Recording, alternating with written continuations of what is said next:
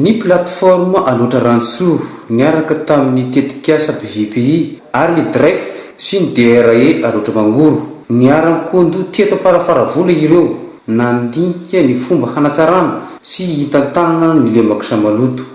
Misy fandraisana ny fambolembary aty ambany sy ny lakan-drano izay manotraka ny vary ary koa ny barazy antazan-drano ary ny bassin versant na ny tanety izay mitondra ndre rano ireo midina ary arahantsika mahita moa fa tototra ny barazy samaloto tototra ny lakan-drano noho ny tsy fisian'ny fiarovana any ambony any izay tratra n'le tsindry noho ny doro-tanety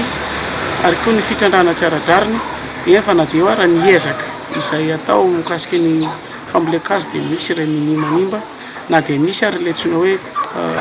kamanina cause na orony BVPI izay azo eritreretina amin'izao fotoana avadika vondron'olona fotony